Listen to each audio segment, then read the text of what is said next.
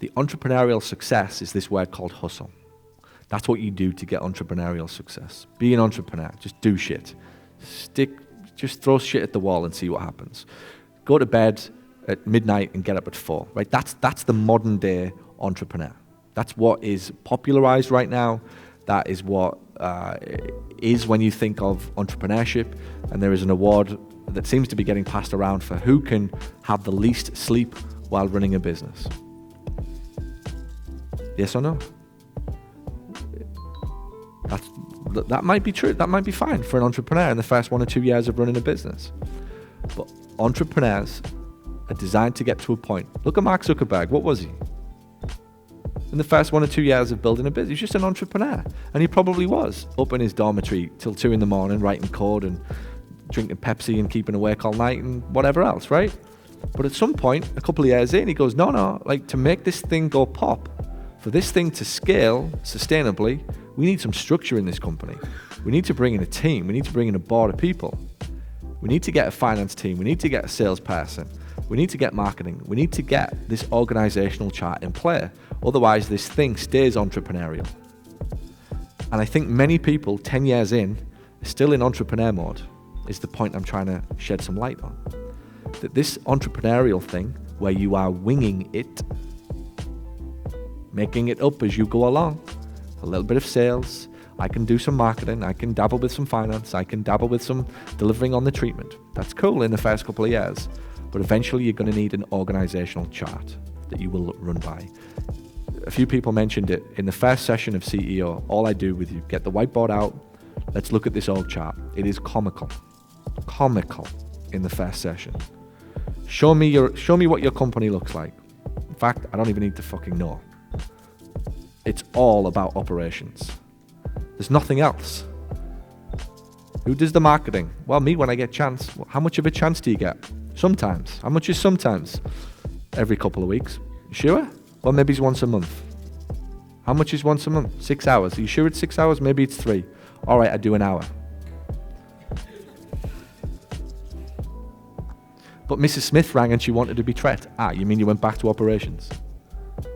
Am I hitting a few home truths with anybody? Almost everybody? That's operations. This thing called finance? What?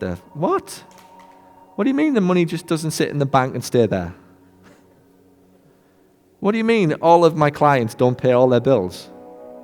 What do you mean the insurance companies don't pay me everything that I've asked for?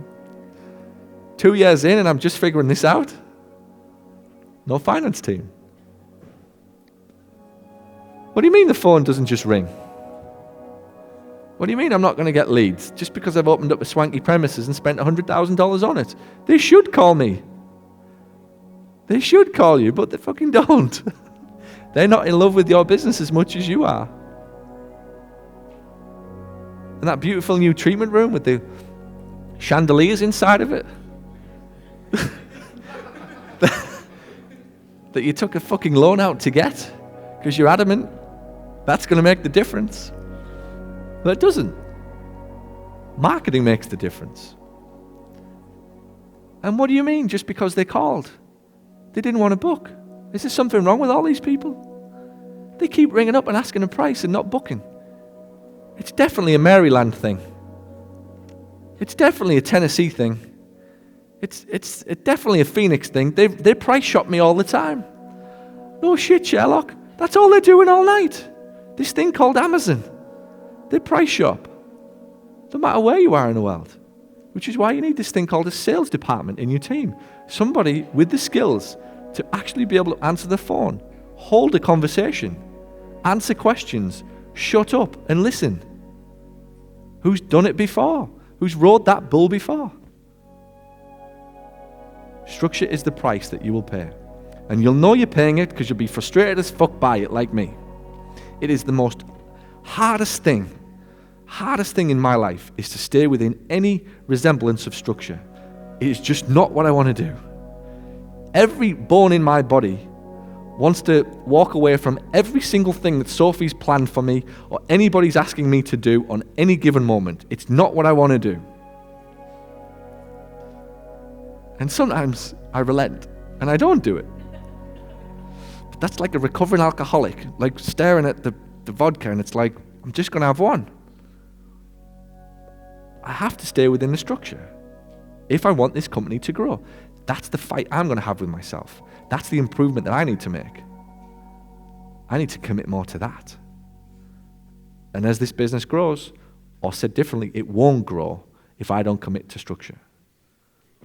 Number 4. Thanks for watching this video. And if you found it helpful, and if you now find yourself thinking, I wonder what else this person can help me with, head over to paulgough.com/books, where you can find my best-selling books, which will show you how to add more profit to your practice. Or send an email to paul@paulgough.com to ask about how we can help you accelerate the growth and profitability of your clinic. And by the way, if you know anybody who would find this helpful, please share this video out. Thanks so much.